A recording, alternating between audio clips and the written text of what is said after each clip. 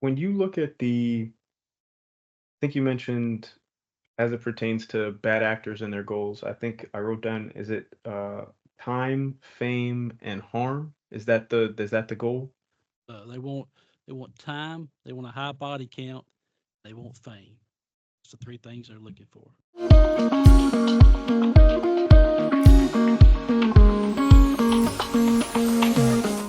This is DOF Creations Service Driven University.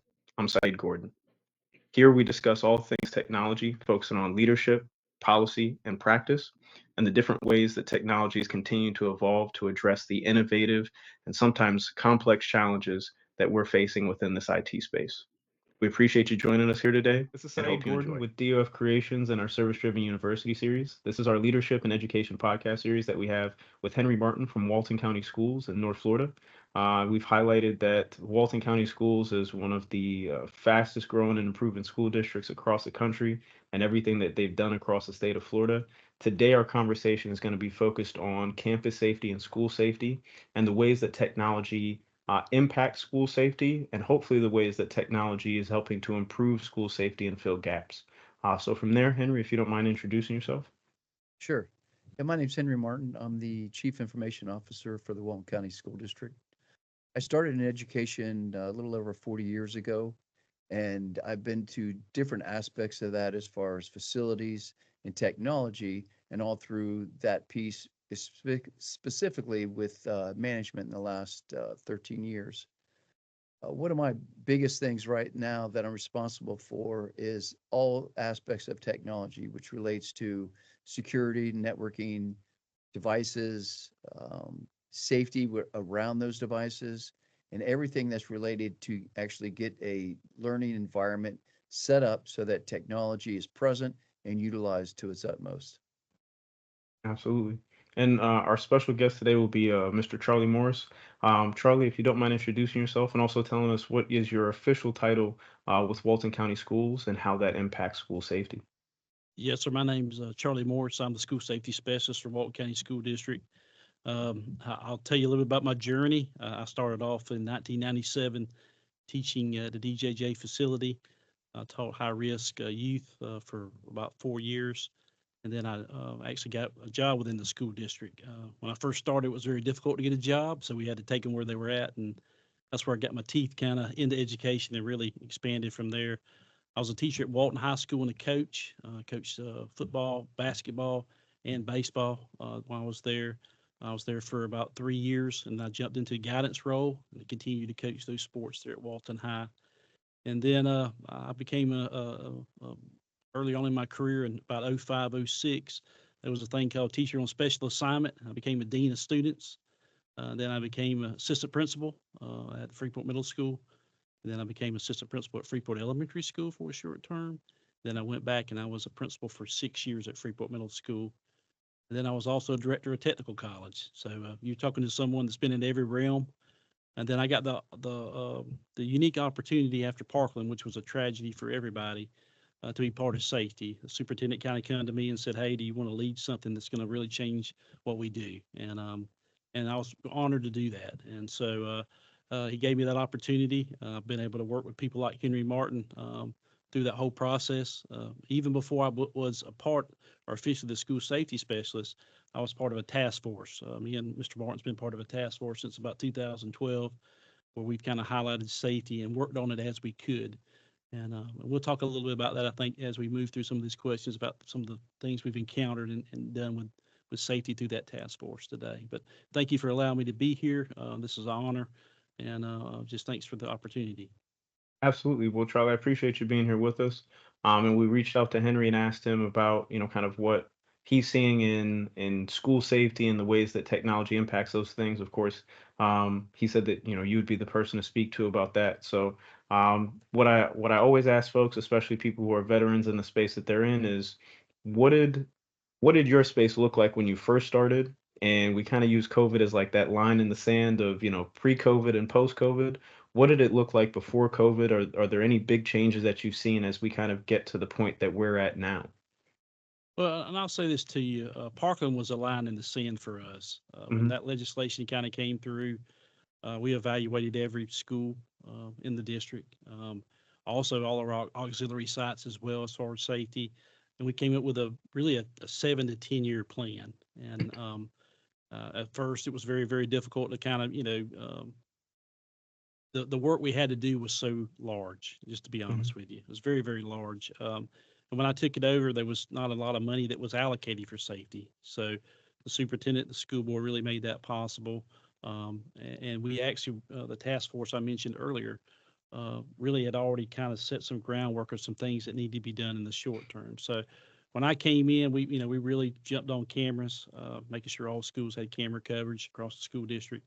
And I'm not going to talk about the stuff we can't talk about today. So there are some things that we won't talk about, but as far as safety, but we got good camera coverage.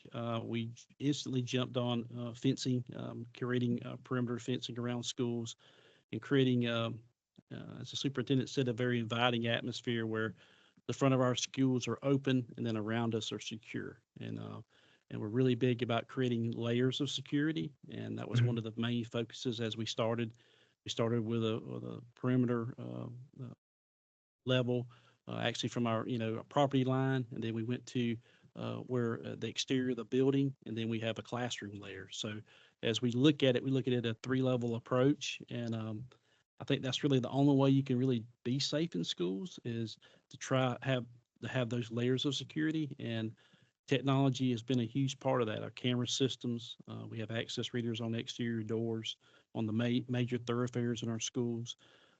We have looked at some very innovative things along the way to help us, such as we have some mapping with doors and cameras so we can quickly adjust and move around if we need to without having to click on just a server. We did some innovative things there as well. And we're always getting hit with new innovative things like weapons detections and those types of things. And we really, really try to make sure that when we get something, we can actually keep it for the long term. Make sure that we can maintain it, making sure that we can. We're a small school district moving to a medium school district, and so there's some challenges with that as well. The school district has been very open about helping us, grow into that medium level school district. As far as safety, as you know, we are growing. We talked about that before we even started this podcast about how we're adding a new school next year to our school district. And so with that comes challenges of making sure that everybody has those 3 levels of security I talked to you about, that outer perimeter, that exterior of the building, and that classroom. We make it uniform across the whole school district. So that's a little bit of a challenge as we move through it, but we've really done that very well. We got a huge server upgrade going on right now. As you know, you got to get into the routine of making sure your technology is modern. We do have halo sensors that detect gunshots, also vaping. It also detects loud noises in our restrooms. So we've got a lot of innovative things that are going on, and have been a part of that. Henry's been a ultimate part of that. When we talk about safety, we meet with the person that's trying to sell us the item, the merchandise or whatever. We're always trying to make sure that it's something valued for us. We're always going out to school districts to see what they have. We don't just buy something off the cuff. We go and see how it works. What's some of your challenges? There's a lot of things that are going on right now as far as metal detection. We've actually been investigating that, and what's the struggles with that? How does that work? Do we have the manpower to run that? Those type things are what we're tasked with.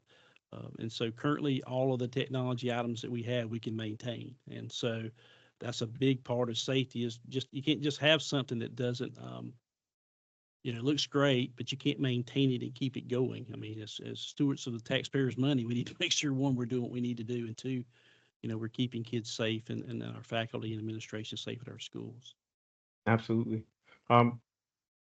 When you mentioned the line in the sand for you is Parkland, as far as school safety officials and the seriousness or the way that such a serious event impacted planning and strategy.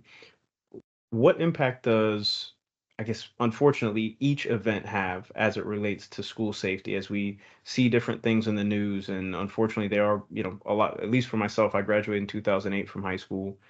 They're a lot more frequent than I was a kid. how does that impact your short-term and long-term planning from a school safety perspective? Well, they call me the crazy safety guy here, so you probably opened up some can of worms. So, but That's okay. every event I go through it. I'll be on to be honest with you, I actually got an opportunity to walk Parkland. I was one of Hmm. the 100 people that got an opportunity to do that in October, which was a blessing to me and also a nightmare for me at the same time. I'll be very Hmm. honest with you.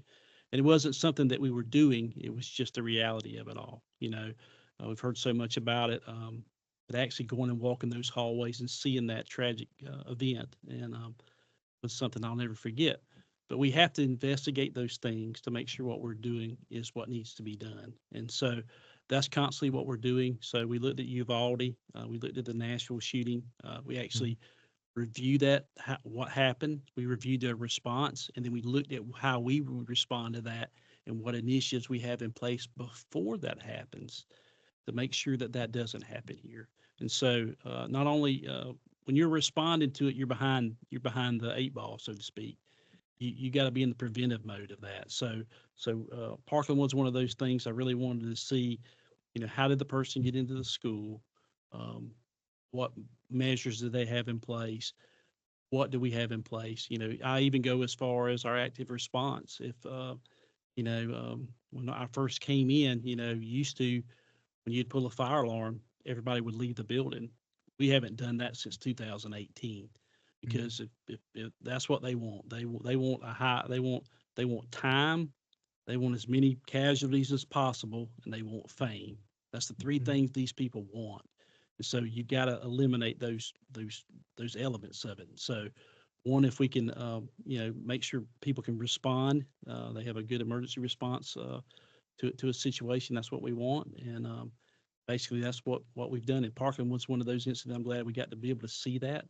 We've also done the last 2 years a tabletop exercise and a full scale drill at a school where we did an active assailant response, and then we did all the way to reunification where we got to see all aspects of that to try to make sure that. So that's kind of what we're always doing, and we're looking at what's going on. We look at how we respond to that, and is that something we need to improve on, or is it something that another strategy we need to put in place? And right now, we're currently in the process of updating our emergency operation plan, which is how we respond to all incidents, which goes all the way to the school level based on the exercises we just completed in November. So, and then also looking at Parkland, Uvalde, the Nashville incident, and other things that are going on. I'm blessed. I have an opportunity to sit on the executive board of FS3, which is a school safety specialist uh, group, and I actually see things at a very high level a lot of times. And so, we're blessed to see that. But in that, we have to make sure that what we do is best for the students and the administration and the faculty here in Walton County School District. So. Absolutely. Um, some of the things, and I don't know if Henry maybe is thinking the same way I am, but some of the things that you talk about, like the layers of security, the three-level approach, reminds me of defense in depth. And Henry, let me know if if you kind of see it the same way. But the way you talk about physical security is a lot of similar terminology or thought processes for those of us in the IT world when it comes to cybersecurity. Defense in depth approach, being able to have your different layers or spaces where you're trying to, either deter or at the very least catch someone who maybe is an unauthorized person or in a space where they shouldn't be. When you talk about the goals of bad actors in your space, and for us, the goals of bad actors in our space, there are a lot of similarities there. Is there overlap between cybersecurity and physical security? And specifically, I'm talking about the concerns of if a hack were to occur, has that how does that play into your planning or preparation? What are, I guess, maybe the potential challenges of dealing with a cyber event and maintaining school safety? Well, I'll say this to you. We actually had a threat that came in from a school from the cybersecurity world Mm. just this school year. And one, we couldn't identify where it came from. And but it was a threat that came over from that realm. And so we immediately, our police, the local sheriff's department, and FDLE got involved in that. But on the backside of that, we're always working with IT to make sure they're aware of that through our process. Cybersecurity is something that can really hurt us very bad if they got control of our cameras and shut us down. We have a pretty fairly secure system to do that. If they got a hold of our access readers, that could be an issue as well. So Henry's always involved in the processes of what we do to try to make sure that we're keeping that safe. And I know he's a lot smarter guy about that than me. I'll just say that to you. And but he is always at the forefront of what we do. And I know also in that he's making sure that those components, when we get those in the safety space, are being secured and protected as well. So we're always working together. We've had a partnership for a long time. Me and him have. We've been together probably since 2012 and dealing directly with safety in some capacity, not the capacity that we've dealt with the last 6 years, but we're always together. We have a very unique relationship. I'll be very honest with you, because we can bounce things off of each other and then we'll say, nah, we probably don't need to do that. And so we've went and visited some school districts, which we thought was a little closer than where we were, and it was not. So we've been on a few journeys as well along the way. We looked at some radio systems. I knew I'd get a smile when I mentioned that, but along the way, we work hand in hand with helping with cybersecurity and trying to help make sure that that's being worked on in any processes that we do. And Henry, as Charlie's talking about the role that IT plays, especially, I mean, when you're talking about camera systems and stuff, all that stuff ties into your network. But where do you see IT's role in the larger conversation about school safety, whether it's at the individual technology level and just providing support to make sure they're running right, or maybe a different way that IT is supporting school safety? Primarily, IT is a support department. We support curriculum, we support the superintendent, we support every facet of a school district. When it comes down to physical security, one of the big things, as Charlie already mentioned, is that we have to be working together to be able to collaborate. As he mentioned that previous thing, he came to me when the FDLE, the Sheriff's Department, contacted him. We got this all sorted out in just a few minutes' time, but it took the effort of all of us working together to be able to get this resolved in a very short time. And this is what happens in Walton County. And this is what I believe is one of the other reasons that we are so successful, is that we have great leadership at the top from the superintendent, and we have a great team working in collaboration together towards single goals. We are not siloed that way. We are all working towards the vision mission of Walton County. That to me helps us be successful, because we're all looking and moving towards the same direction. Okay, fantastic. And I guess from your perspective, Henry, is there, as it pertains to cybersecurity and its impact potentially on campus safety, or if something was to be taken down, what is I guess, how do IT leaders like yourself maybe plan for that, or what are the, I guess, biggest concerns or thoughts when those discussions come up? It's something that it hasn't actually happened here, the Okay. exact sequence you're talking about. But one of the things we do is we start developing ideas and plans of what will we do and how we react. Um, there's a certain plan that my team and I are working on right now, where it will go through and involve everybody in leadership, uh, as far as how do we react to different type of security threats, whether it's a physical security, whether it's a cyber security. No matter what the case is, we have to be able to think about what are we going to do if this happens. And that's Mhm. when we get in a room and we decide what is the best way to go, what's the best way to communicate this out, which is a very big, big concern also, is when things happen, how do we communicate? Who do we speak with? Are we speaking with authorities? When do we speak to media?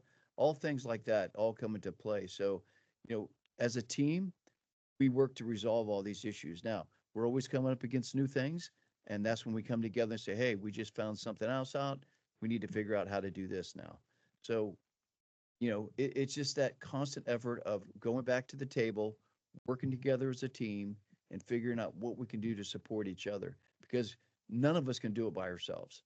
You Mhm. know, I can't do the physical security side of it. Charlie handles all the cameras and everything like that. I'm the support for him. I make sure the cameras and servers are up and running. He's the one that is in the front line, looking at the cameras, making sure they're doing what they're supposed to do. So, like I say, it's a team effort. None of us could do this by ourselves. We would not be successful if we tried it. Gotcha. Um, Henry, you made a point about um, the incident response policy or your response policies. Do you see, and this may be more of something maybe for IT leaders generally, but can physical safety policies and incident response policies, can that serve as a good template for cyber incident response policies? If if you're looking at a district who doesn't have a good policy in place or doesn't have anything, could they look at physical safety incident response policies and maybe use that as a baseline on something to build on? I think so because it's basically the same thing. Whether you walk onto a campus and you're not supposed to be there, and you get into the campus somehow, is no Hmm. different than somebody breaking into your network that shouldn't be in your network. Hmm. It's the exact same situation. And so, yeah, absolutely, I agree that if there's something tied in physical security, we basically do the same things. We keep people or things out that shouldn't be into this environment.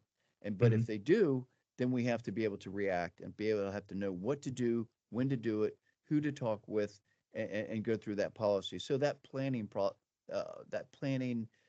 um, incident response basically, is something that we have to be able to go over, and it's a fluid type document.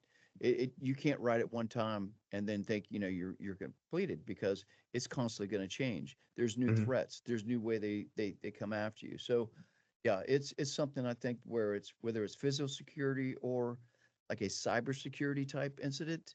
Hmm. Many of the things all work together, and we can both learn and work off each other's plans, I believe, at that point. Absolutely.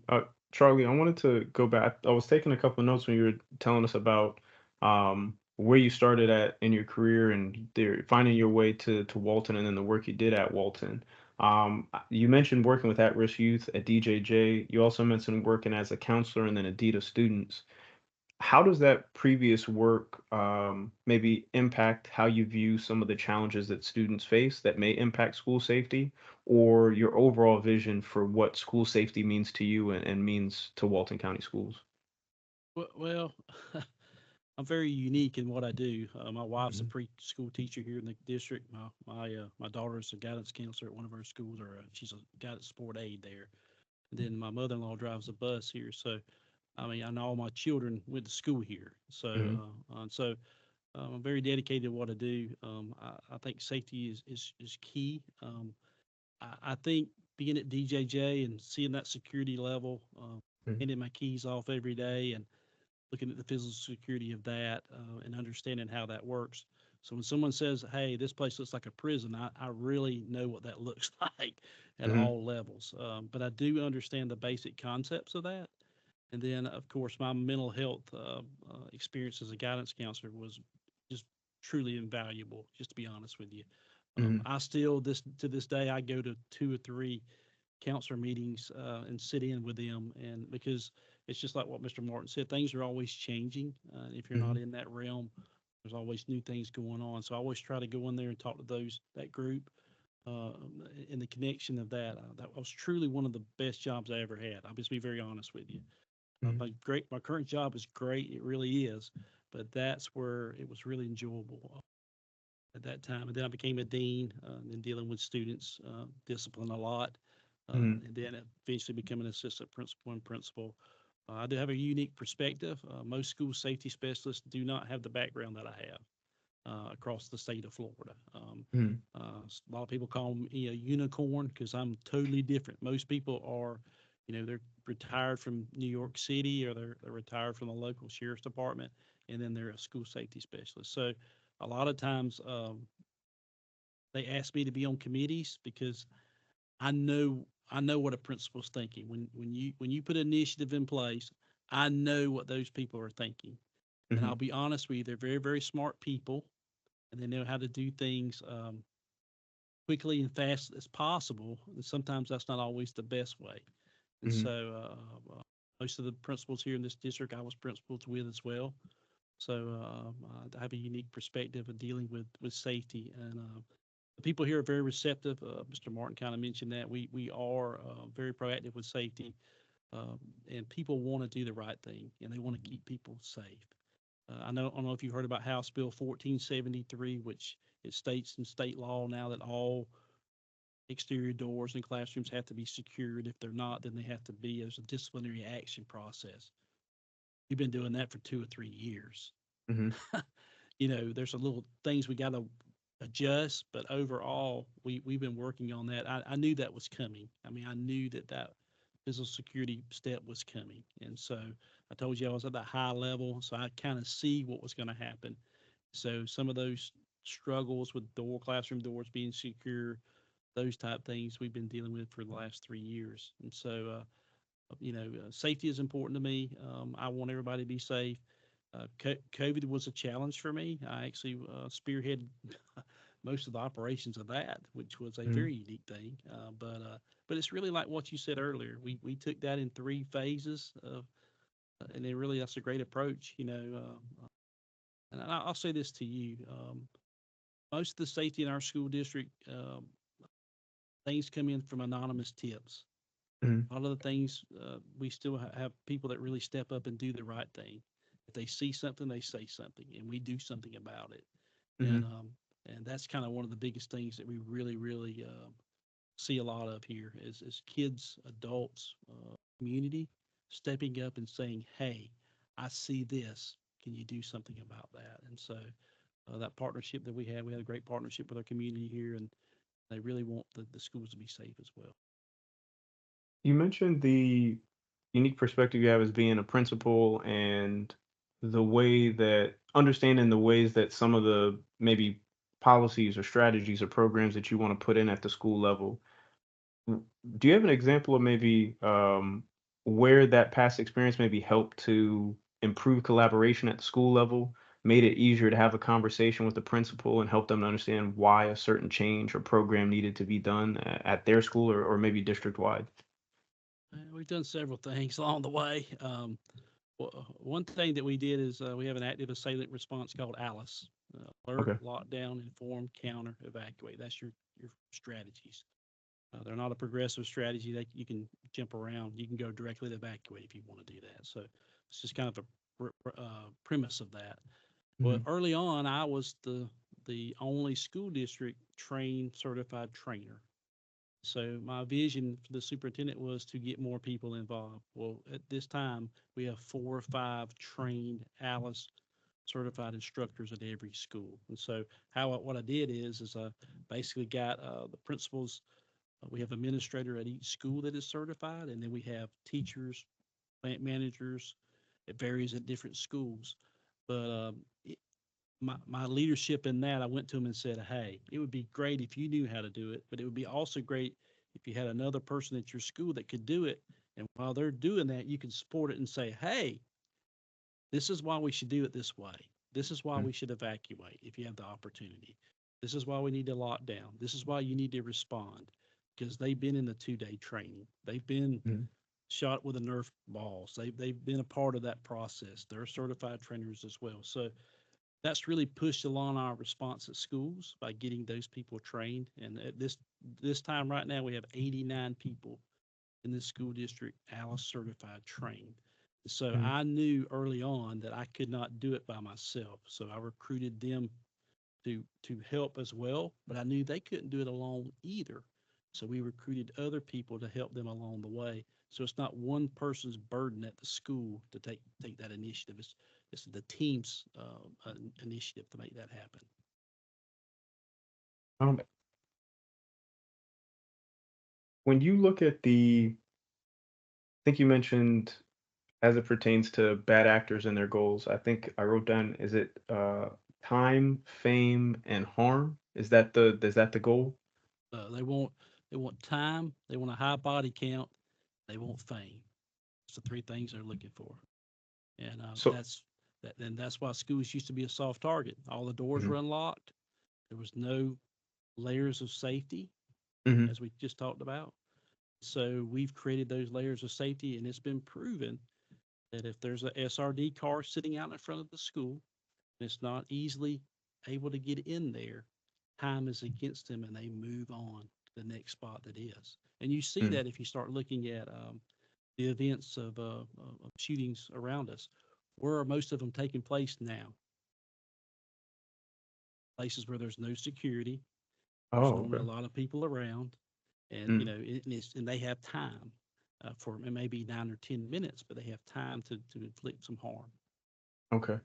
Eh, So I guess in understanding who is coming at you, is that the biggest is that the most critical thing in order in building your strategies? Because I mean, the way that you're able to look at just the time component of these bad actors, their thought process is, I need at least 10 or 15 minutes to do what I want to do. So how do I make sure that at best they have 2 minutes and that scares them off at? Is that kind of like studying? I guess is there a process to studying the bad actor? And It, I guess maybe you're laughing because you've done that before. I do it all the time. We tell teachers this: you hold them off for 15 minutes because we're coming to get you. Hmm. We're going to pour everybody on you. So we train people. You've got to do what you need to do to keep all the kids safe for 15 minutes. Hmm. That's what all this training is about. And of course, when we have layers of safety, we know if we implement them correctly, there's a great high probability that person's going to move on to something else. And Hmm. so that's the physical security of it, and that's really how we work here. And we just try to make sure that our equipment works because most of the time you're going to be going after the fact, looking at that. Hmm. But not the basic thing for us is people doing the right thing and knowing how to respond. Henry, is there an example or a situation where you've seen IT has gotten to kind of be on the ground floor of campus safety that you can think of a situation where maybe certain camera resources, the way that they've been set up, managed, and configured is kind of like you got to see the work your team did and it's playing out in keeping students safe situation.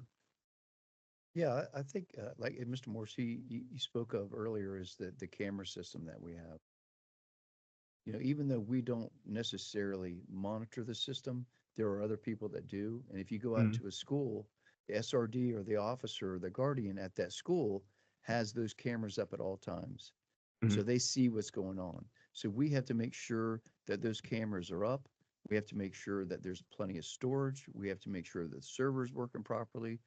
We have to make sure that everything is working so they can do their job. Mm. So, like as I mentioned earlier, we are a support department. We have to be able to help security, the physical security, to make sure we give them the tools and that they're working properly so they can do their job. So a lot of times we're in the background and you don't hear much about us, but we both play a big role in helping each other out.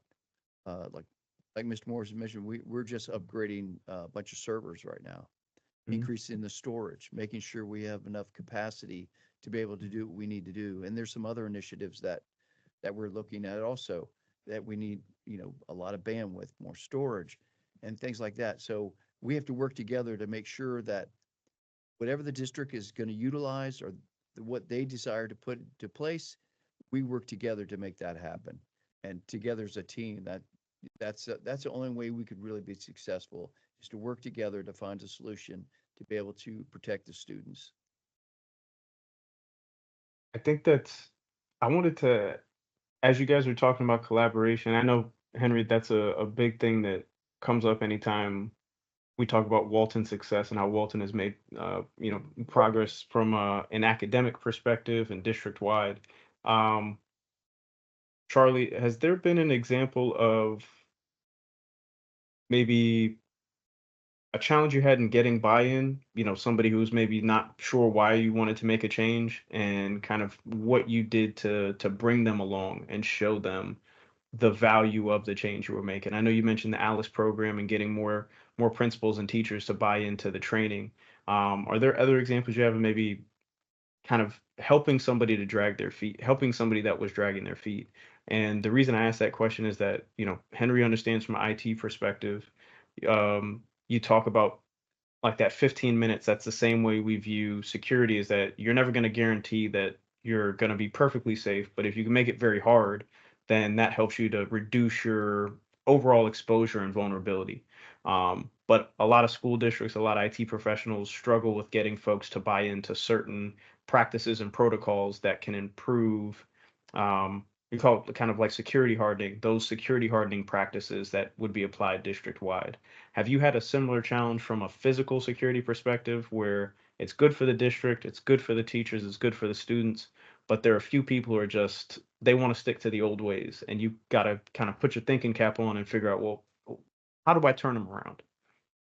Yes, we started locking our classroom doors 4 years ago. It was a pretty big struggle, Okay. um, but it goes back to my experience as a teacher.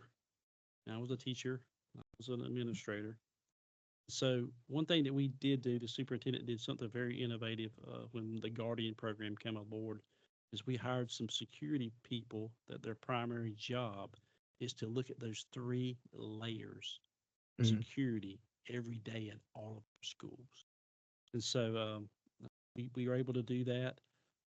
With that, they had to check doors. Through that process, we did have a few that, as you can, you know, that hey, I was here before you got here.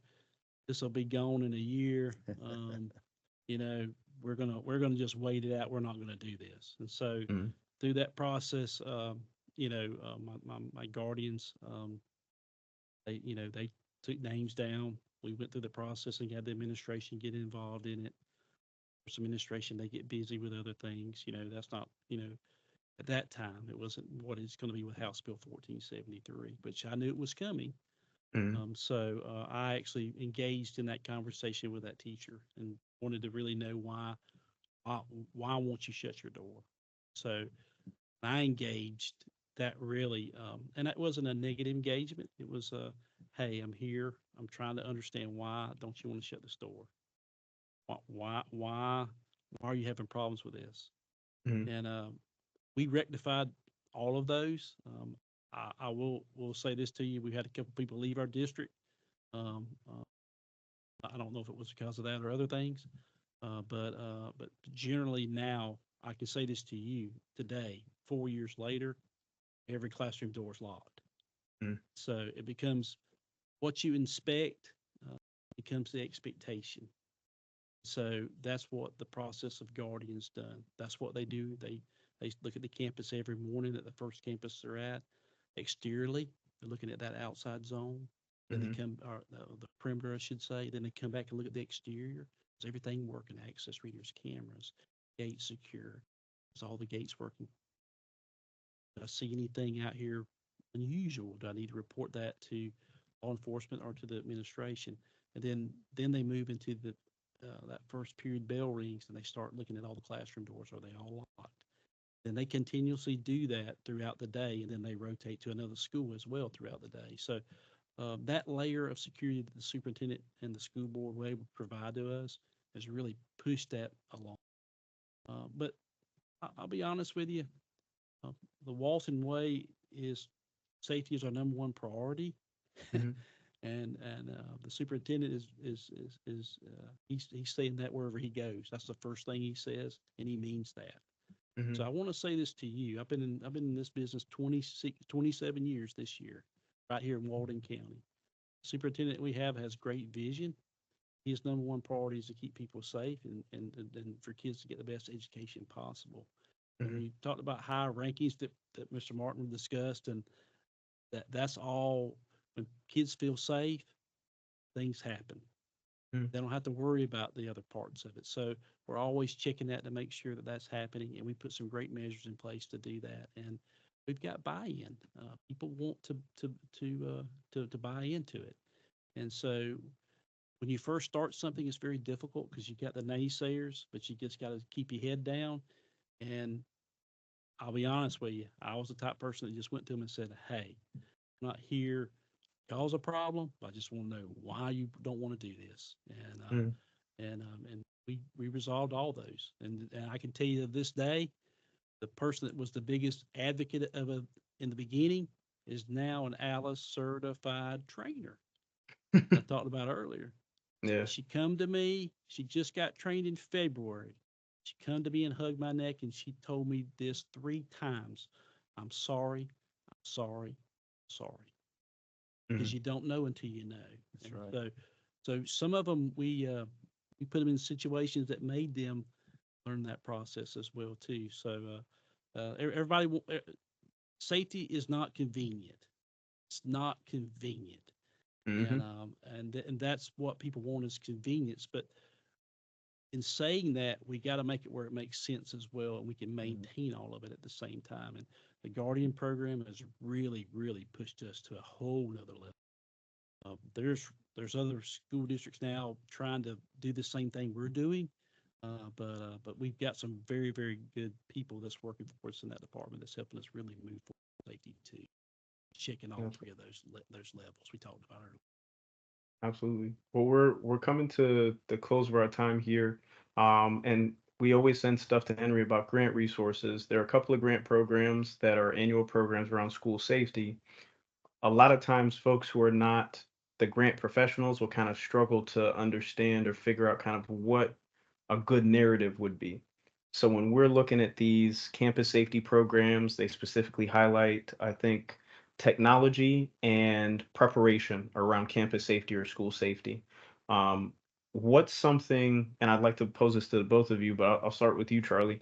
What is something that you would for a school that's maybe kind of middle of the road or average as it relates to school safety? They've got some resource in place, some cameras, some doors have badge readers, but they're not quite sure what their next steps are. They're looking at a grant that may offer them 25, 50,000, 75,000 to add additional resources, however they would choose.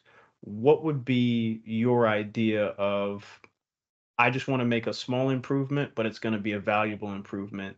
I have X amount of dollars and I'm trying to explain to these grant reviewers, this is where I'm at and this is the place I'm trying to get to. And I want to use XYZ to get there. What would kind of be your process of trying to figure out where you can go? Well, I'm working on that right now as we speak. I always So I look at got you at a good time. I look at the perimeter. What do we have there? Then I Hmm. look at the exterior. What do we have there? And then what do we have in the classroom? And I'll give you an example. Um, when we first started, I knew that we had to have camera coverage. I knew we had to have that, and because we needed it for a lot of different reasons, but we really needed to have that coverage. And when I took over, we had a very I don't know the exact number, but I would say maybe 40% of our cameras worked. So we had them, Hmm. but we didn't have them where they would work.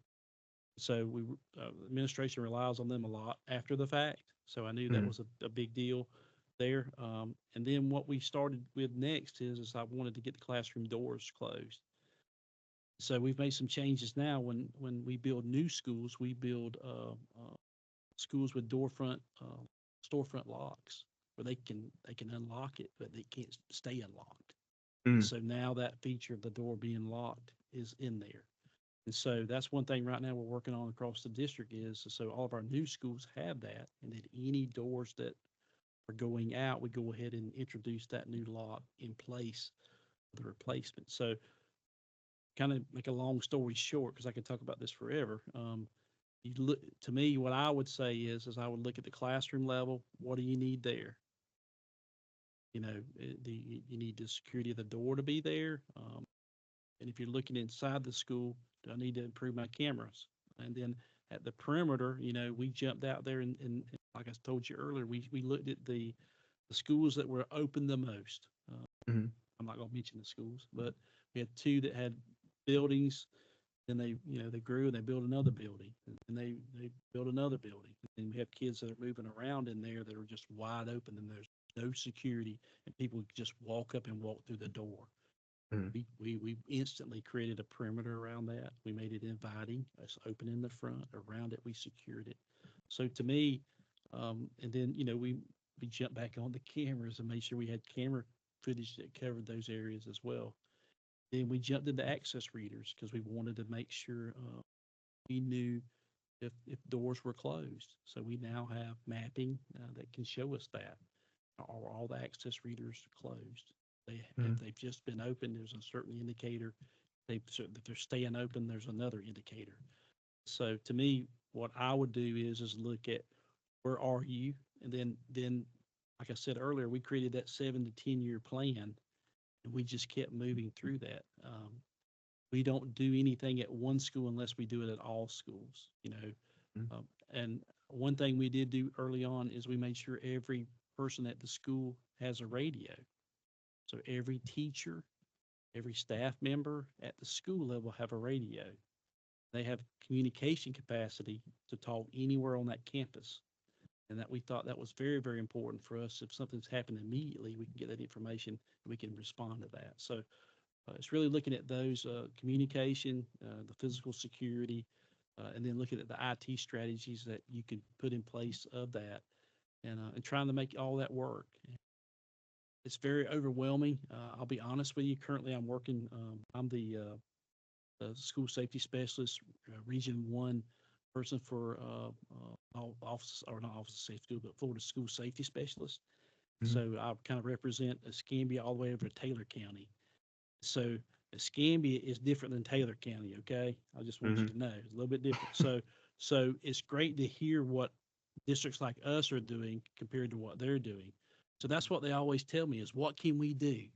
So that's what I sit down with them and I just go over just like what I said. What can you do at the classroom level at all of your schools to keep Mhm. that safe? If you've done that, then let's move to the exterior. All right. And then everybody is so, nobody wants to put any fencing up. They really, really don't. I mean, Mhm. they really, really don't because one, people want to put it up cheap and it doesn't last very long. So we've seen that a lot. We did build a specification here in Walton County of durable fencing. It is a little expensive, but it will last you for a long, long time. And I think that's Mhm. what you have to be as stewards of good taxpayers' money. You have to be able to do that too. But safety, that's what I would do if I was them. I was just look at bite one piece of the elephant off and just move to the next, and that's all you can do. The physical security has to be there before you really jump into some of the IT components. Then, and as are your people trained to respond? All right, Mhm. as kids, there's 3 basic strategies I tell schools. And if you'll do this, you keep your classroom doors locked, see something, say something, and having that SRD there. Mhm. If you can't do anything, if you can do those 3 things, I can tell you, you're gonna have time, and that person's gonna pull up there and say, "Not today. I'm not gonna do this today." Yeah. That's great. Just those 3 strategies, which lock your door costs nothing. See Mhm. something, say something costs nothing. Now SRD does, but if you that's the first 3 things we got to get down first, and then we'll start biting the other pieces of the elephant off as we move forward. Making sure everybody knows how to respond. One thing I really wanted our administration to do is this: if a parent comes to them and says, "Hey, what are you going to do to keep my kids safe every day?" They need to pull out that diagram and say, we have anonymous tips, we have an SRD on campus, we have a guardian, we have cameras, just et cetera, et cetera, et cetera. Because that's what parents want to hear. They want to Mhm. hear my kid is here at this school and they're going to be safe. I want to hear that from my wife that's a preschool teacher. I want to hear that from my daughter that's, guidance support at Walton High School, and my mother-in-law that's a bus driver. We're currently doing bus driver training, Alice training now for bus drivers in Mhm. that realm, which is so much different than in a classroom. Mhm. It's just looking at all components of it, and I can talk about it forever. But that's what I would do is look at those levels and see what pieces that you want to implement this year, next year, and beyond. Absolutely. And I appreciate that, Charlie. And Henry, I'll pass it to you. I know Charlie mentioned kind of starting with if you don't have the physical in place, start with the physical before you go to the technology. If you're looking at, somebody like yourself who's the IT director, CIO for a school district, they do have physical resources in place, but they want to expand or improve from a technology perspective. What would be maybe your starting point or the way you would look at determining what technology is worthwhile, what technology may be something that's a little too advanced for them and they need to maybe take a step back? How would you view that? One of the things I first do is I discuss with my team. I actually explained to them, this is what I'm looking for. I need a solution to do X, Y, and Z.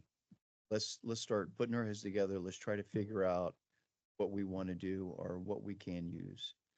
We look at our budgeting, obviously, and we look at what's out there, what's available.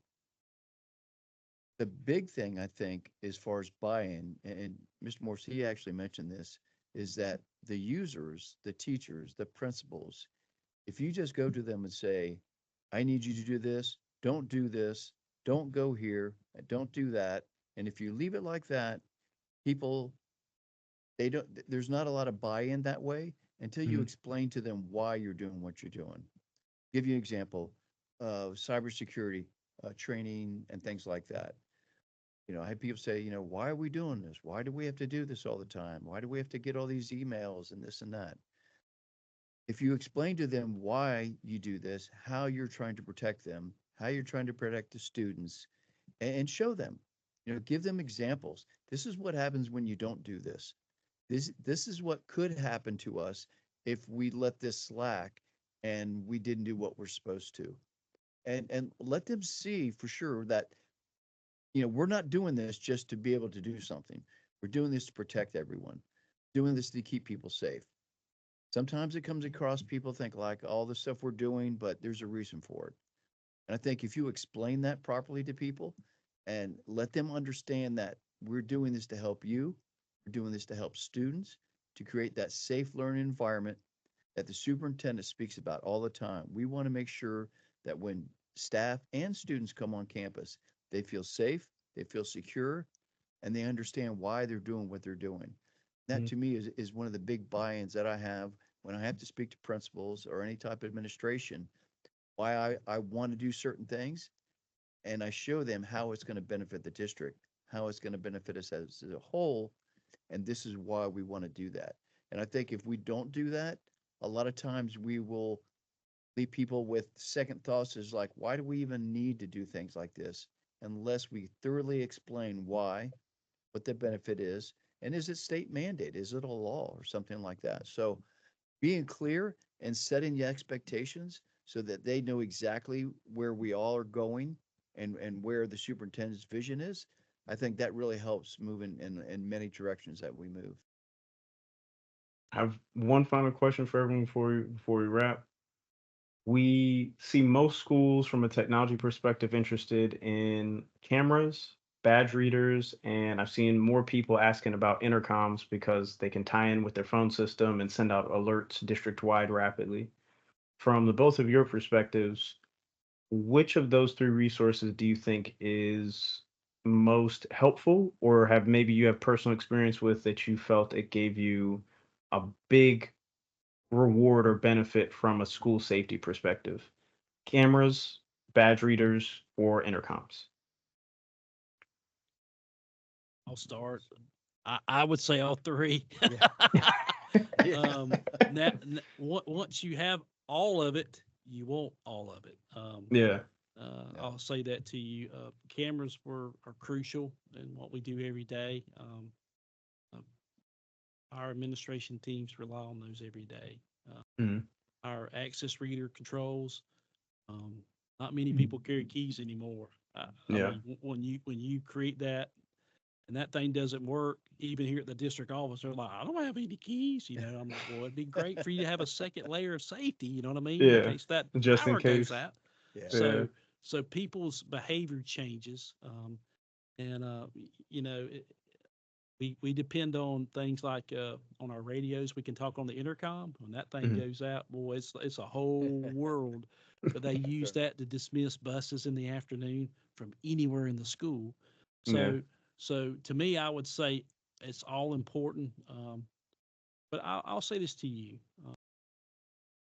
if you're not going to maintain it, if you're not Mm. going to take care of it, and you're not going to update it, it may not be what you need. And so, we're fixing to do a huge server expansion, which Mr. Martin talked about. We got a grant to do that, and